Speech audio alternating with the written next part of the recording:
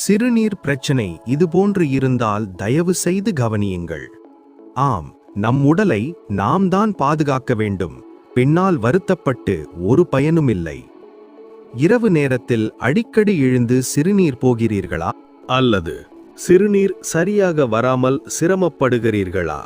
அதாவது சிறுநீர் வருவது போன்று தோன்றும், ஆனால் பாத்ரூம் சென்றால் வராது. அப்படி வந்தாலும் மிகவும் சிரமப்பட்டு வருவது. இது சாதாரண விஷயம் இல்லை. உடனே கவனியுங்கள். ஆம், ஆண்களில் வயது அதிகரிக்கும் போது புரோஸ்டேட் பெரிதாகி சிறுநீரை பாதிக்கலாம். கவனியுங்கள்.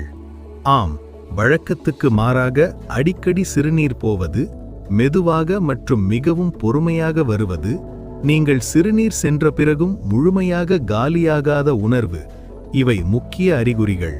உடனே பாருங்கள்.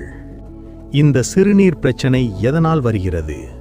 இவை பொதுவாக வயது, உடற்பயிற்சி இல்லாமல் இருக்கும் வாழ்க்கை முறை, தவறான உணவு பழக்கம், இவை காரணமாக இருக்கலாம். இந்த அறிகுறிகள் இருந்தால் அலட்சியம் காட்டாதீர்கள்.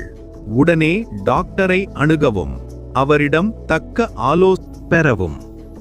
நாம் அவசியம் செய்ய வேண்டியது, நமக்கு தேவையான உடற்பயிற்சி செய்வது, சத்தான உணவுகள், அதிக காய்கறிகள் எடுத்துக்கொள்வது, தன் உடலுக்கு தேவையான அளவு தண்ணீர் குடிப்பது, இவை நாம் அவசியம் செய்ய வேண்டும்.